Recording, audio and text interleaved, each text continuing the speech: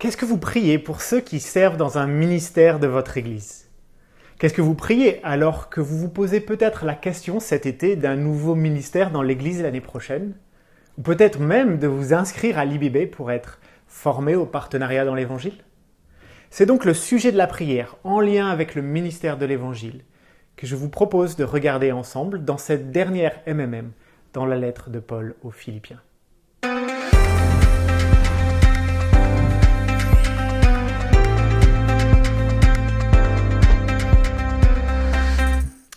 Cette semaine, nous terminons notre survol de la lettre de Paul aux Philippiens où Paul cherche à encourager au partenariat de l'Évangile.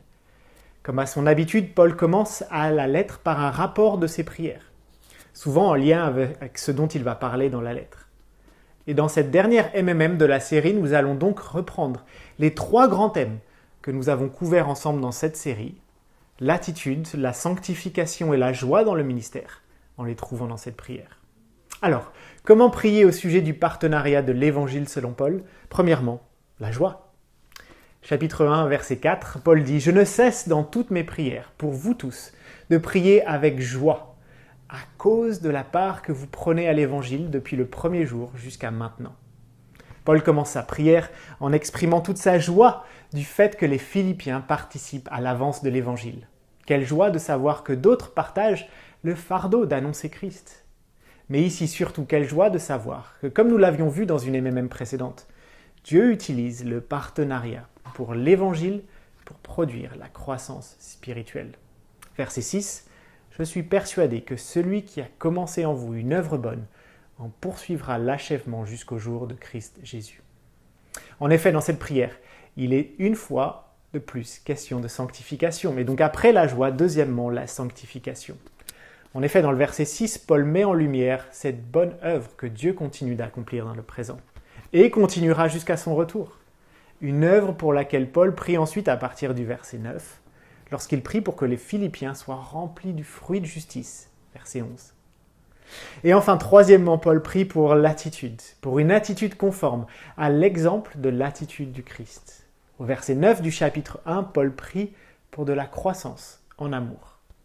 Et si nous avions dit précédemment qu'il s'agit sûrement dans le contexte d'une référence au partenariat dans l'Évangile, il est aussi clair que par le reste de la lettre, que cet amour est un des aspects distinctifs de l'attitude du Christ. Joie, sanctification et attitude. Qu'est-ce que vous priez pour ceux qui servent dans un ministère de l'Église? Qu'est-ce que vous priez cet été alors que vous réfléchissez au service de l'Évangile? Il est naturel de prier pour les prédications, par exemple, que je vais donner cet été, ou pour de bonnes conversations centrées sur l'Évangile en vacances, en famille. Amen à tout cela. Mais il me semble que la lettre aux Philippiens nous encourage à prier aussi et surtout pour notre attitude dans le ministère, caractérisée par l'amour pour les autres, pour de la joie, quelles que soient nos circonstances, et même dans l'épreuve, pour le progrès dans la sanctification dans le service. Une prière pour cet été, une prière pour l'année prochaine dans le partenariat pour l'Évangile, une prière pour toute une vie de service pour la gloire de Dieu.